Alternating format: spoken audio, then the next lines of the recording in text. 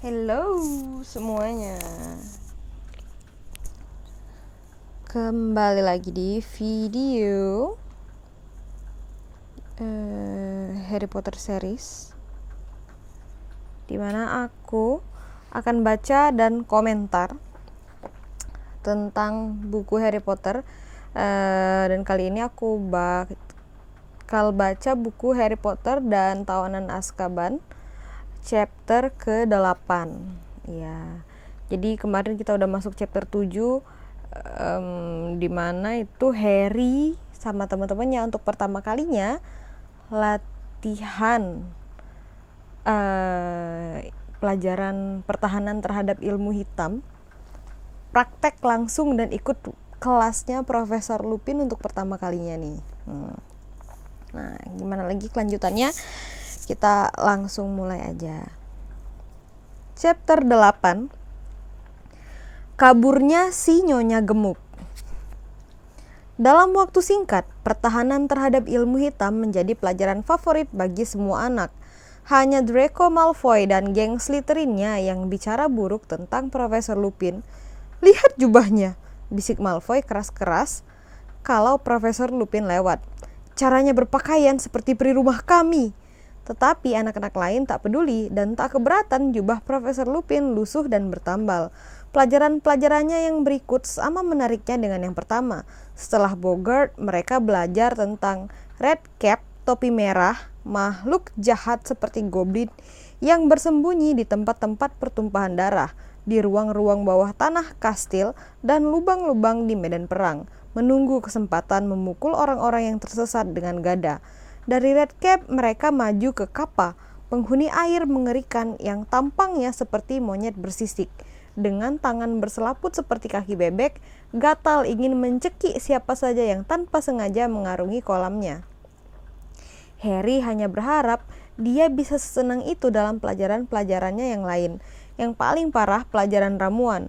Suasana hati Snape belakangan ini maunya membalas dendam, dan semua tahu pasti sebabnya. Kisah tentang si Boggart yang tampil dalam sosok Snape dan cara Neville mendandaninya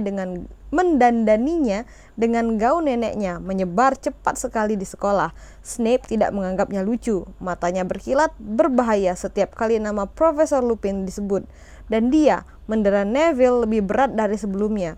Harry juga takut melewatkan jam-jam pelajaran di ruang menara Profesor Trelawney yang sumpek, menafsirkan bentuk-bentuk dan simbol-simbol miring.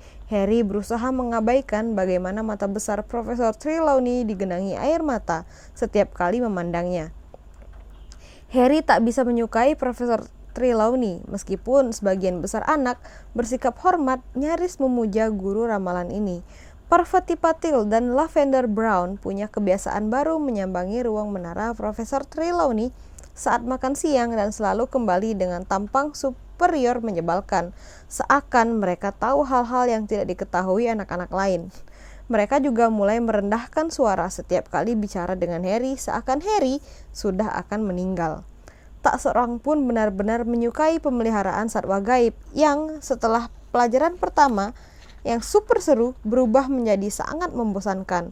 Hagrid kelihatannya sudah kehilangan percaya diri. Sekarang setiap kali pelajaran mereka menghabiskan waktu mempelajari bagaimana memelihara cacing Flobber, makhluk hidup yang paling membosankan. "Buat apa kita peduli bagaimana memelihara cacing itu?" kata Ron setelah melewatkan 1 jam menjejalkan cacahan selada ke dalam tenggorokan licin cacing Flobber. Meskipun demikian, pada awal Oktober, Harry punya kesibukan lain. Kesibukan yang sangat menyenangkan sehingga ia bisa mengimbangi pelajaran-pelajaran lain yang kurang memuaskan. Musim pertandingan Quidditch sudah dekat dan Oliver Wood, kapten tim Gryffindor, mengadakan rapat pada suatu Kamis malam untuk mendiskusikan taktik menghadapi musim pertandingan baru ini. Ada 7 orang di dalam satu tim Quidditch, 3 chaser yang bertugas mencetak gol dan memasukkan quaffle, bola merah seukuran bola sepak, ke dalam salah satu dari ketiga lingkaran di atas setiap tiang setinggi 15 meter di ujung lapangan. 2 beater yang dipersenjatai dengan pemukul berat untuk menangkis bludger, 2 bola berat hitam yang berdesing ke segala jurusan menyerang para pemain, kiper yang menjaga 3 tiang gawang, dan seeker yang tugasnya paling berat yaitu menangkap Golden Snitch, bola kecil mungil bersayap seukuran buah kenari yang jika berhasil ditangkap akan mengakhiri pertandingan dan tim Seeker yang menangkapnya memperoleh angka tambahan 150. Oliver Wood adalah pemuda gagah berusia 17 tahun, sekarang berada di kelas 7 tahun terakhirnya di Hogwarts. Suaranya mengandung nada putus asa ketika dia bicara kepada 6 anggota timnya di kamar ganti yang dingin di ujung lapangan Quidditch yang sudah mulai gelap. Ini kesempatan terakhir kita, kesempatan terakhirku untuk memenangkan piala Quidditch, katanya sambil berjalan mondar-mandir di depan mereka. Aku akan meninggalkan Hogwarts pada akhir tahun ini. Aku tak akan pernah punya kesempatan lain. Gryffindor sudah 7 tahun tak pernah menang. Oke, memang kita selama ini sial terus. Ada yang luka, kemudian turnamen dibatalkan tahun lalu. Wood menelan ludah, seakan kenangan itu masih membuat tenggorokannya serasa terganjal tangis. Tetapi kita juga tahu tim kita adalah tim yang paling baik dan paling kuat di sekolah, katanya meninju telapak tangan kirinya dengan kepalan tangan kanannya. Matanya kembali berkilat menggila. Kita punya 3 chaser hebat. Wood menunjuk Alicia Spinnet, Angelina Johnson, dan Katie Bell. Kita punya 2 beater yang tak terkalahkan. Jangan begitu Oliver, kau membuat kami malu, kata Fred dan George Weasley bersamaan berpura-pura malu. Dan kita punya Seeker yang belum pernah gagal memenangkan pertandingan buat kita. Wood meneruskan menatap Harry antara geram dan bangga. Dan aku, dia menambahkan seakan baru terpikirkan. Kami juga Kami juga berpikir kau hebat Oliver, kata George. Kiper super, kata Fred. Yang kumaksud adalah, Wood meneruskan kembali mondar-mandir, nama kita lah yang seharusnya tertera di piala Quidditch itu selama 2 tahun terakhir ini. Sejak Harry bergabung dengan tim kita, kupikir piala itu pasti sudah jadi milik kita. Tetapi sampai sekarang belum. Dan tahun ini, kesempatan terakhir kita untuk akhirnya melihat nama kita di piala itu. Wood bicara dengan begitu sedih sehingga bahkan Fred dan George kelihatan bersimpati. Oliver, tahun ini tahun kita, kata Fred. Kita akan berhasil Oliver, kata Angelina. Pasti, kata Harry. Penuh tekad, tim Gryffindor mulai berlatih 3 kali seminggu. Udara semakin dingin dan sering hujan. Malam-malam menjadi lebih gelap, tetapi lumpur, angin maupun hujan sebanyak apapun tak bisa memudarkan bayangan menyenangkan dalam benak Harry saat akhirnya mereka berhasil memenangkan piala Quidditch perak yang besar itu.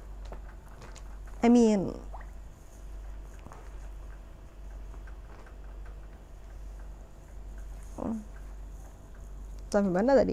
Oh iya. Suatu malam ketika Harry kembali ke ruang rekreasi Gryffindor sehabis latihan, kedinginan dan kaku tapi senang dengan jalannya latihan, anak-anak sedang bicara seru. Ada apa? Dia menanyai Ron dan Hermione yang duduk di 2 kursi terbaik di sebelah perapian dan menyelesaikan beberapa peta bintang untuk astronomi. Akhir minggu Hogsmeade pertama, kata Ron menunjuk pengumuman yang tertempel di papan pengumuman. Tertempel di papan pengumuman tua yang sudah bocel-bocel. Akhir Oktober, Halloween. Bagus, kata Fred yang menyusul Harry masuk lewat lubang lukisan. Aku perlu ke Zongko. Peluru bauku hampir habis. Peluru bau, dang bom. Harry mengenyahkan diri di kursi di sebelah Ron. Semangatnya yang tinggi langsung surut. Hermione tampaknya bisa membaca pikiran Harry. Harry, aku yakin lain kali kau bisa pergi, katanya. Mereka pasti bisa menangkap Black tak lama lagi. Sudah ada orang yang melihatnya sekali. Black tak akan begitu bodoh mencoba melakukan sesuatu di Hogsmeade, kata Ron. Coba tanya McGonagall, apakah kau boleh pergi kali ini, Harry? Kesempatan berikutnya mungkin masih lama sekali. Ron, tegur Hermione. Harry kan harus tinggal di sekolah. Mana bisa dia jadi satu-satunya anak kelas 3 yang tidak pergi, kata Ron. Tanya McGonagall dulu, Harry. Ya, aku akan tanya, kata Harry mengambil keputusan. Hermione membuka mulutnya untuk menentang, tetapi saat itu Crookshanks melompat ringan ke atas pangkuannya. Bangkai laba-laba besar terjuntai dari mulutnya. Apa dia harus memakannya di depan kita? Cibir Ron. Crookshanks pintar, apa kau menangkap laba-laba itu sendiri? Tanya Hermione. Crookshanks dengan santai mengunyah laba-laba itu. Mata kuningnya menatap Ron dengan kurang ajar. As a cat owner ya, kalau kalian yang sudah nonton video aku dari lama sih, sering kalau aku kameranya on, itu biasanya ada kucing-kucing di belakang aku suka ikut. Aku bisa bener-bener relate sama Hermione, dan aku bener-bener bisa relate sama komennya Ron. Soalnya aku juga punya temen yang gak suka kucing.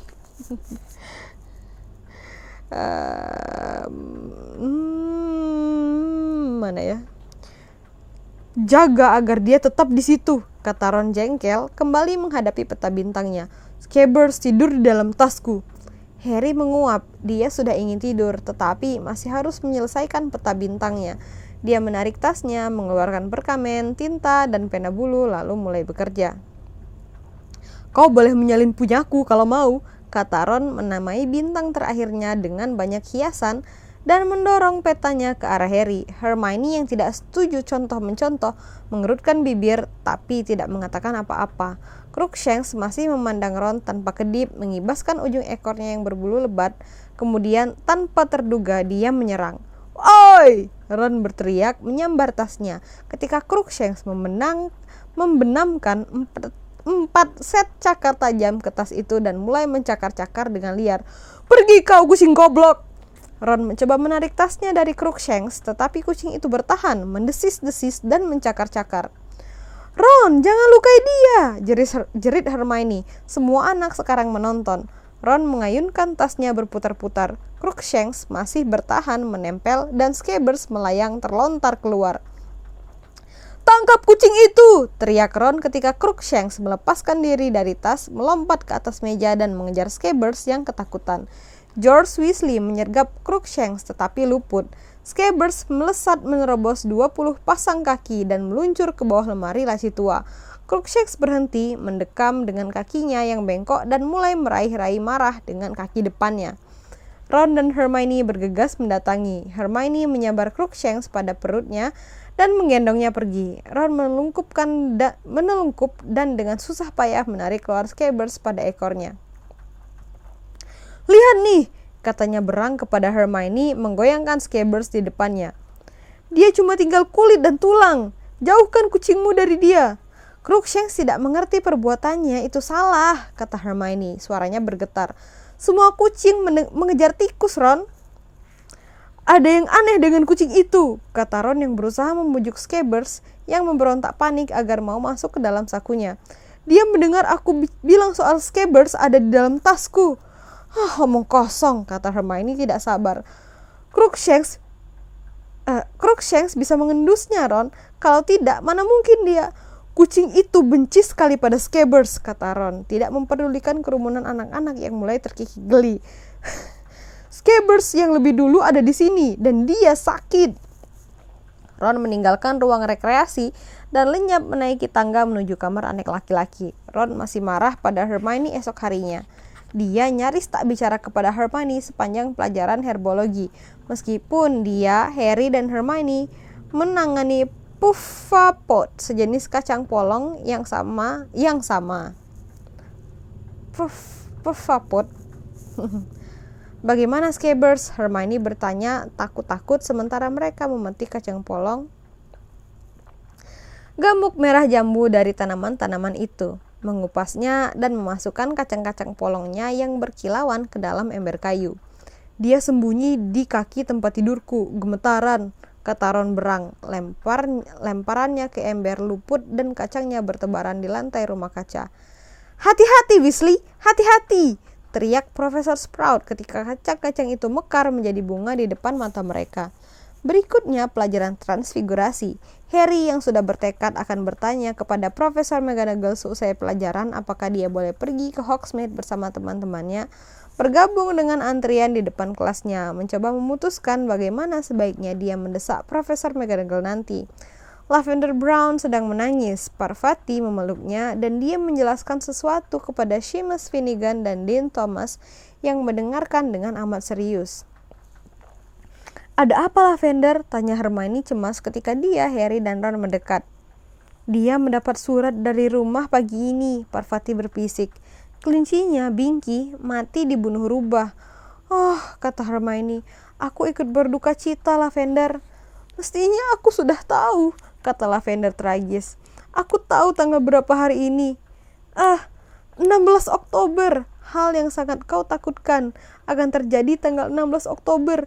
Ingat, dia betul.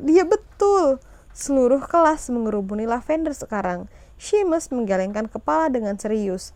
Hermione ragu-ragu kemudian berkata, Kau takut Binky akan dibunuh rubah? Tidak harus rubah, kata Lavender mendongak menatap Hermione dengan air mata berlinang. Tapi jelas aku takut dia mati kan? Oh, kata Hermione, dia berhenti lagi. Lalu, apakah Binky sudah tua? Tidak, isak Lavender. Dia masih bayi. Parvati mengeratkan pelukannya di bahu Lavender. Tapi, kalau begitu, kenapa kau takut dia mati? Tanya Hermione. Parvati mendelik memandangnya. Kita pikir secara logis saja deh, kata Hermione berbalik menghadapi anak-anak. Maksudku, Binky tidak mati hari ini kan? Lavender baru menerima kabarnya hari ini. Lavender melolong keras, dan dia tak mungkin sudah takut Binky mati karena kabar ini merupakan kejutan baginya. Jangan pedulikan Hermione, Lavender, kata Ron keras.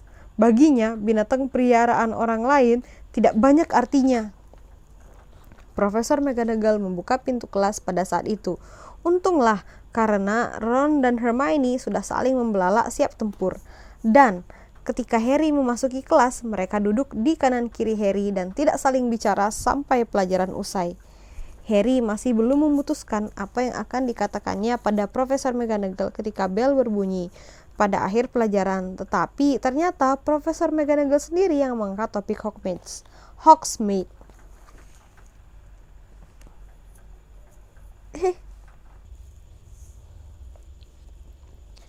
Tunggu sebentar, panggilnya ketika anak-anak sudah akan keluar. Karena kalian semua di asramaku, kalian harus menyerahkan formulir perizinan untuk mengunjungi Hogsmeade kepadaku sebelum Halloween. Tak ada formulir, tak boleh ke desa itu. Jadi jangan lupa. Neville mengangkat tangan. Maaf Profesor, saya rasa formulir saya hilang. Nenekmu mengirimkan formulirmu langsung kepadaku, Longbottom, kata Profesor McGonagall. Rupanya dia berpikir lebih aman begitu. Nah, hanya itu, kalian boleh pergi.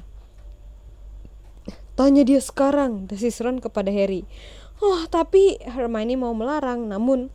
Ayo Harry, kata Ron keras kepala. Harry menunggu sampai semua anak lain sudah pergi, kemudian mendatangi Profesor McGonagall dengan gugup. Ya Potter, Harry menarik nafas dalam-dalam. Profesor, Bibi dan paman saya lupa menandatangani formulir saya, katanya. Profesor McGonagall memandangnya lewat atas kacamata perseginya, tetapi tidak bisa berkata apa-apa. Jadi, apakah tidak... Profesor McGonagall memandangnya lewat atas kacamata perseginya, tetapi tidak berkata apa-apa. Jadi, apakah tidak apa-apa? Maksud saya, apakah boleh saya pergi ke Hogsmeade? Profesor McGonagall menunduk dan mulai membereskan kertas-kertas di atas mejanya.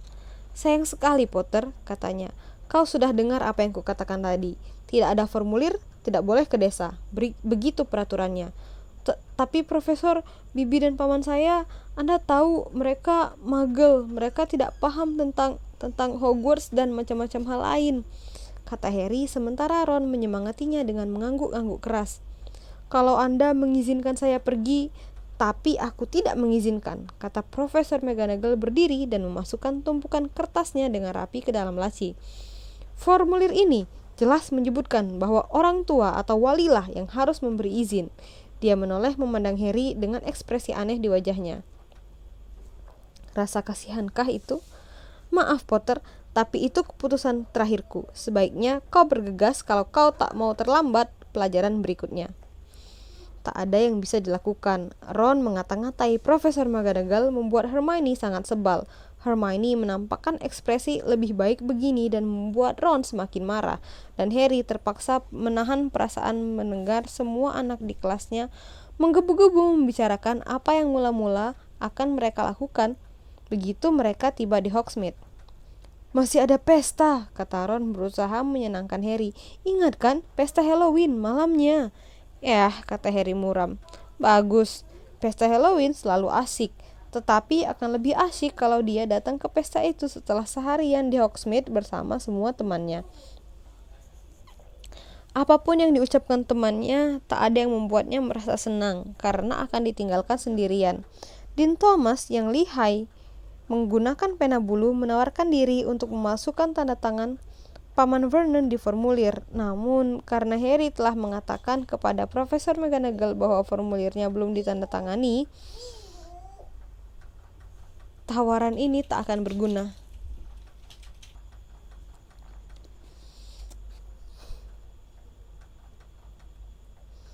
Tawaran ini tak ada gunanya.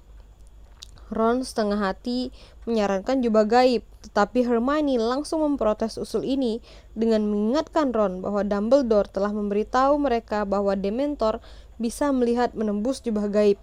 Percy lah yang mengucapkan kata-kata yang paling sedikit bisa membantu. "Mereka besar-besarkan tentang Hogsmeade. Percaya deh Harry, Hogsmeade tidak sehebat itu," katanya serius. "Memang sih toko permennya oke juga. Tapi Zonko's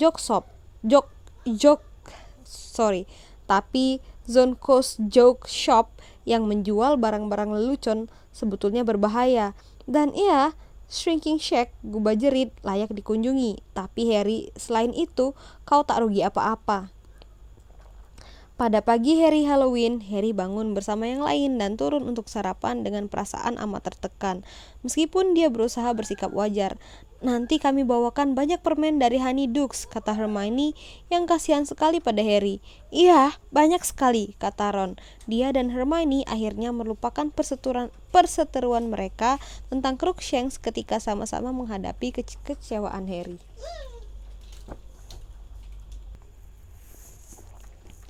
"Jangan mengkhawatirkan aku," kata Harry dengan suara yang diharapkannya tak peduli. "Sampai ketemu di pesta, selamat bersenang-senang." Harry mengantar mereka sampai ke aula depan. Filch, si penjaga sekolah, berjaga di belakang pintu, mencocokkan nama-nama pada daftar panjang, mengawasi setiap wajah dengan curiga, dan memastikan tak ada yang menyelundupkan anak yang seharusnya tak boleh pergi. "Tinggal di rumah, Potter!" teriak Malfoy yang berdiri dalam antrean bersama Crabbe dan Goyle. "Takut melawan Dementor?" Harry tidak mengacuhkannya dan sendirian menaiki tangga pualam, menyusuri koridor-koridor sepi dan kembali ke menara Gryffindor. "Kata kunci," kata si Nyonya Gemuk yang tersentak dari tidur ayamnya. "Fortuna Major," kata Harry tanpa gairah. Lukisan mengayun terbuka dan Harry memanjat lubangnya memasuki ruang rekreasi. Ruang itu dipenuhi anak-anak kelas 1 dan 2 yang ramai mengobrol dan beberapa anak dari kelas lebih tinggi yang rupanya sudah terlalu sering mengunjungi Hogsmeade sehingga daya tariknya telah berkurang. Harry! Hai Harry!" Colin Creevy lah yang memanggilnya, anak kelas 2 yang sangat mengagumi Harry dan tidak pernah melewatkan kesempatan bicara dengannya. "Kau tidak ke Hogsmeade, Harry? Kenapa tidak? Hei!" Colin memandang teman-temannya dengan bergairah. "Kau boleh kesini dan duduk bersama kami kalau kau mau, Harry." Tidak, terima kasih Colin," kata Harry yang sedang tak ingin dikelilingi banyak orang yang memandang bekas luka di dahinya dengan penasaran. Aku harus ke perpustakaan. Ada tugas yang harus kuselesaikan." Setelah itu, tak ada pilihan lain baginya kecuali berbalik dan keluar lewat lubang lukisan lagi. "Buat apa membangunkanku kalau begitu?" Si Nyonya Gemuk meneriaki Harry yang berjalan menjauh. Harry berjalan lesu ke perpustakaan, tetapi setengah jalan dia berubah pikiran. Dia sedang malas bekerja. Dia berbalik dan langsung berhadapan dengan Filch yang rupanya baru melepas rombongan terakhir yang sedang mengunjungi Hogsmeade. "Sedang apa kau?" gertak Filch curiga. "Tidak sedang apa-apa," kata Harry jujur. "Tidak sedang apa-apa," sembur Filch, rahangnya bergetar tidak menyenangkan. Bohong, mengendap-endap sendirian. Kenapa kau tidak di Hogsmeade memberi peluru bau dan bubuk sendawa dan cacing desing seperti teman-temanmu lainnya yang menyebalkan? Harry mengangkat bahu. Kembali ke ruang rekreasi. Kau seharusnya ada di sana, bentak Filch, dan dia melotot sampai Harry sudah lenyap dari pandangan. Tetapi Harry tidak kembali ke ruang rekreasi. Dia menaiki tangga sambil berpikir-pikir akan ke kandang burung hantu untuk menengok Hedwig. Dia sedang berjalan menyusuri koridor ketika terdengar suara di salah satu ruangan. Harry berbalik untuk melihat siapa yang berbicara dan melihat Profesor Lupin yang melongok dari pintu kantornya. Sedang apa kau? Tanya Lupin dengan nada yang sangat berbeda dari Filch. Di mana Ron dan Hermione? Hogsmeade, kata Harry dengan suara yang diusahakan sebiasa mungkin. Ah, kata Lupin. Dia merenung menatap Harry sesaat. Bagaimana kalau kau mampir dulu ke kantorku? Aku baru saja menerima kiriman Grindylow untuk pelajaran kita berikutnya. Kiriman apa? Tanya Harry. Dia mengikuti Lupin memasuki kantornya. Di sudut berdiri tangki air besar, tampak makhluk hijau pucat dengan tanduk runcing, menempelkan wajah ke kaca tangki sambil mengerut-ngerutkan wajahnya itu dan melemaskan jari-jarinya yang panjang dan kurus. Setan air, kata Lupin seraya menatap si Grindylow. Kita tak akan mendapat banyak kesulitan dengan dia. Dibanding dengan Kappa, triknya adalah melepas cengkeramannya. Kau lihat kan, jari-jarinya yang luar biasa panjang, kuat tapi rapuh, gampang patah. Si Grindylow menyeringai, memamerkan giginya yang hijau, lalu membenamkan diri dalam libatan ganggang di sudut. Mau teh? Lupin menawari, memandang berkeliling mencari teko tehnya. Aku baru membuat teh. Baiklah, kata Harry canggung. Lupin mengetuk teko dengan tongkatnya dan kepulan asap mendadak muncul dari ceretnya. Duduklah, kata Lupin seraya membuka tutup kaleng berdebu. Aku cuma punya teh celup, tapi kurasa kau sudah muak dengan daun-daun teh. He knows! Harry menatapnya. Mata Lupin bersinar. Bagaimana Anda bisa tahu tentang itu? Tanya Harry. Profesor McGonagall yang memberitahuku, kata Lupin, mengasurkan cangkir teh yang sudah gompal pada Harry. Kau tidak cemas kan?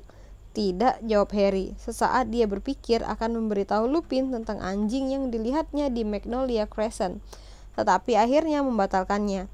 Dia tak ingin Lupin menganggapnya pengecut, apalagi karena Lupin sudah beranggapan dia tak bisa menghadapi Boggart. Pikiran Harry rupanya tercemin di wajahnya karena Lupin bertanya, "Ada yang membuatmu cemas, Harry?" Tidak, Harry berbohong. Dia menghirup tehnya sedikit dan mengawasi si Grindylow yang mengacung-acungkan tinju kepadanya. Ya, katanya tiba-tiba sambil menaruh cangkir tehnya di atas meja Lupin. Anda ingat hari kita melawan Boggart? Ya, kata Lupin lambat-lambat. Kenapa Anda tidak memberi saya kesempatan melawannya? Harry mendadak bertanya. Lupin mengangkat alis. Menurutku sudah jelas kan Harry? Jawabnya kedengaran heran. Harry yang mengira Lupin akan membantah tuduhannya tercengang. Kenapa? Tanyanya lagi. Ya, kata Lupin mengernyit sedikit. Aku menduga jika si Boggart berhadapan denganmu, dia akan berubah menjadi Lord Voldemort. Harry terbelalak. Ada yang tahu kenapa dia terbelalak? Kenapa Harry terbelalak? Ayo. Sebuah kuis dadakan. Iya. Bukan hanya dia sama sekali tak mengira jawabannya begini, tapi juga karena Lupin telah menyebut nama Voldemort. Satu-satunya orang yang pernah didengar Harry mengucapkan nama ini kecuali dia sendiri adalah Profesor Dumbledore. Rupanya aku keliru, kata Lupin masih mengernyit memandang Harry. Waktu itu aku beranggapan tidak baik jika Voldemort menjelma di ruang guru. Kubayangkan anak-anak akan panik. Memang awalnya yang terpikir oleh saya adalah Voldemort, kata Harry jujur. Tapi kemudian saya teringat Dementor. Begitu, kata Lupin berpikir-pikir. Wah, aku terkesan. Dia tersenyum kecil melihat keheranan di wajah Harry. Itu menandakan, bahwa yang paling kau takuti adalah ketakutan itu sendiri. Sangat bijaksana, Harry. Harry tak tahu harus mengatakan apa atas komentar ini, maka dia menghirup tehnya lagi. Ini aku ingat ya, aku waktu baca pertama kali. Waktu itu ya aku masih kecil sih, tapi itu aku inget terus sampai sekarang kalimat ini. Jadi dan ini aku pakai dalam kehidupan aku sehari-hari. Jadi kalau aku lagi ngomong sama orang itu ngasih komen dan aku nggak tahu harus ngomong apa, aku minum. Itu sampai sekarang loh, sebuah TMI ya, too much information banget. Ya, luar biasa memang.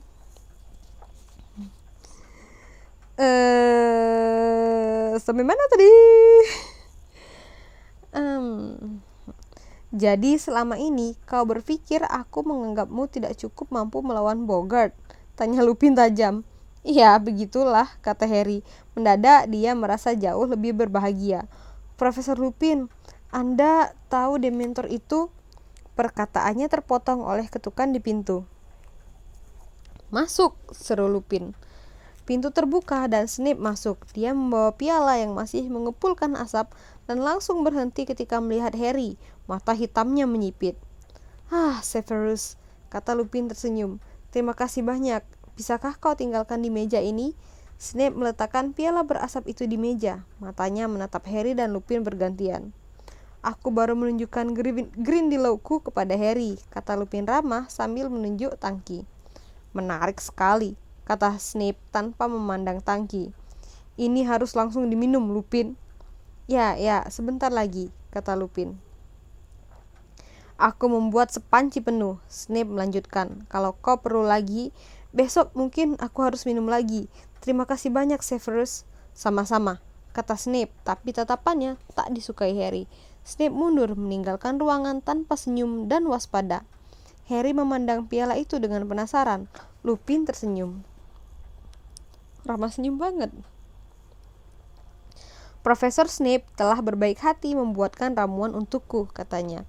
Aku tak begitu pandai merebus ramuan dan ramuan ini rumit sekali. Dia mengangkat piala dan mengendusnya. Sayang, gula membuatnya tak berguna. Dia menambahkan, meminumnya seteguk dan bergidik. Kenapa? Harry bertanya. Lupin menatapnya dan menjawab pertanyaannya yang tak selesai. Belakangan ini aku merasa kurang sehat, katanya. Ramuan ini satu-satunya yang bisa membantu. Aku beruntung sekali bekerja di sini dan berkawan dengan Snape. Tak banyak penyihir yang mampu membuat ramuan ini. Profesor Lupin minum seteguk lagi dan Harry ingin sekali menepis piala itu dari tangannya. Profesor Snape sangat tertarik pada ilmu hitam, celetuk Harry. Oh ya, kata Lupin, tampaknya cuma tertarik sedikit sementara dia meminum ramuannya seteguk lagi. Ada yang bilang, Harry ragu-ragu, kemudian meneruskan dengan nekat. Ada yang bilang dia akan melakukan apa saja untuk bisa menjadi guru pertahanan terhadap ilmu hitam.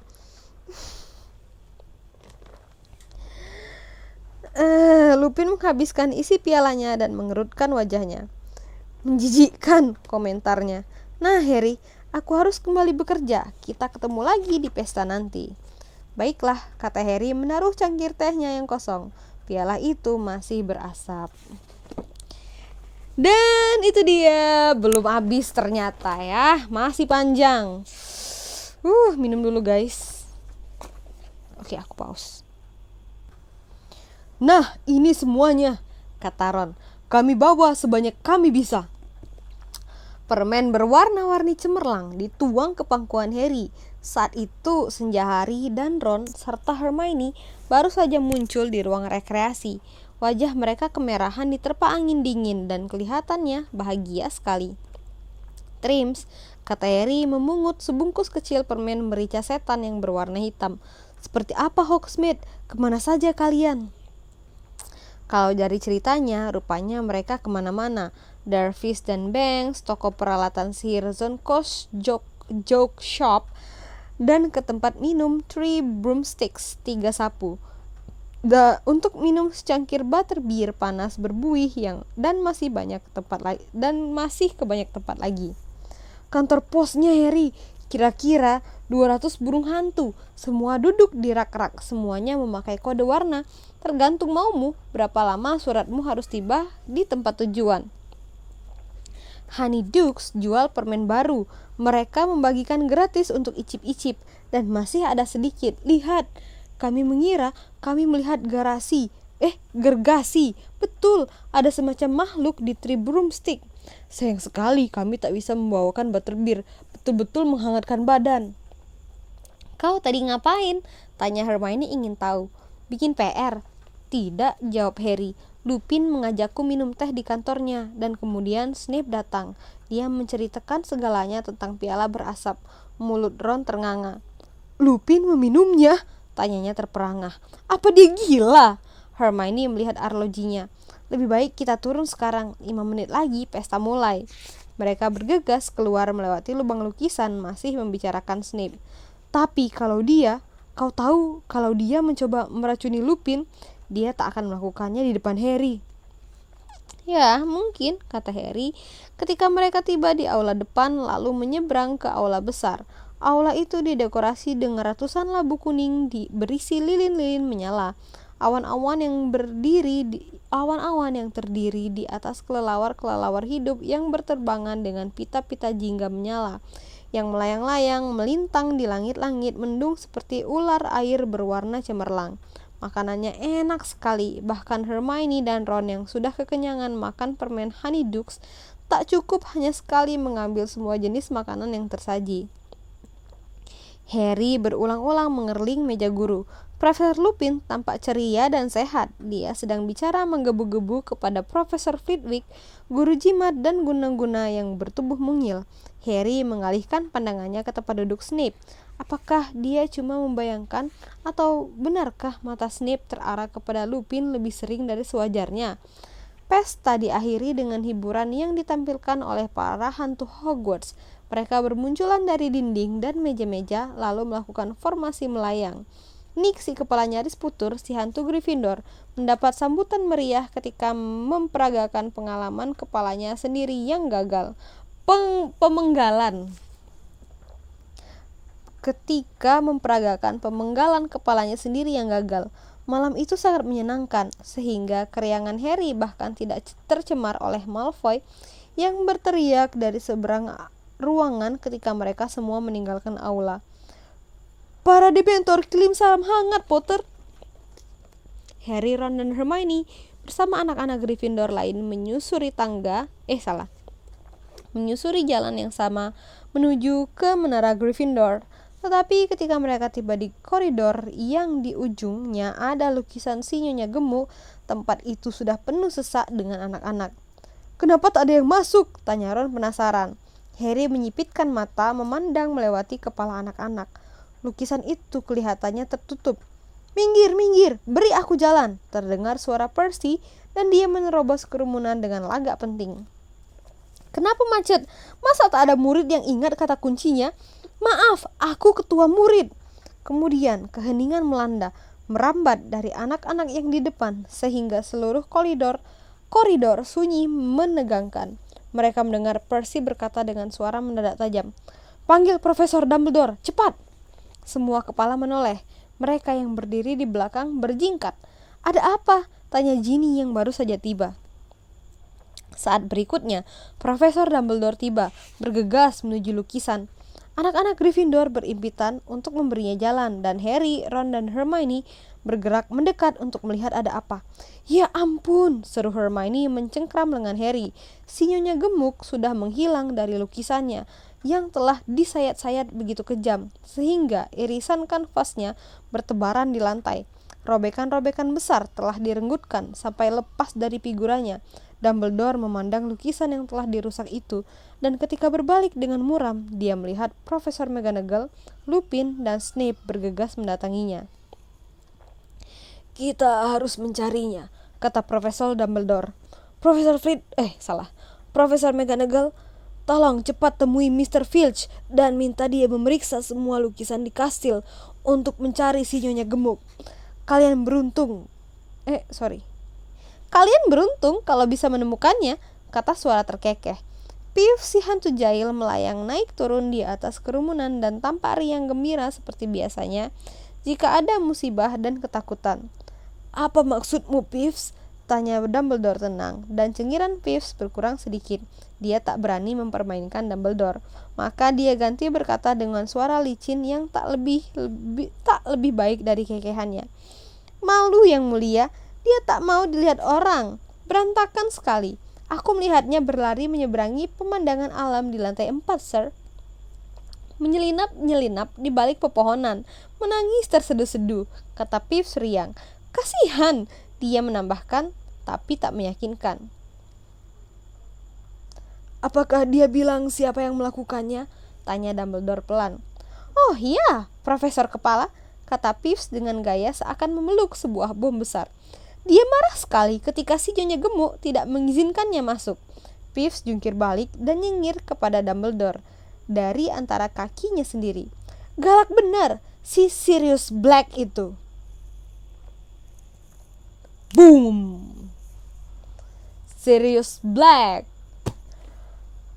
masuk ke Hogwarts, mau ke Gryffindor Tower. Hai lo, itu dia tadi akhir dari chapter 8. Wow, 40 menitan. Lebih panjang dari yang chapter sebelumnya ya. Tapi buku ketiga ini kayaknya satu chapternya itu lumayan panjang sih. Dan ada banyak banget adegan gitu loh. Banyak banget adegan-adegan yang beda latar, beda tema dalam satu chapter. Biasanya kan enggak gitu ya. Jadi buku ketiga ini emang luar biasa. Walaupun aku lebih seneng filmnya sih.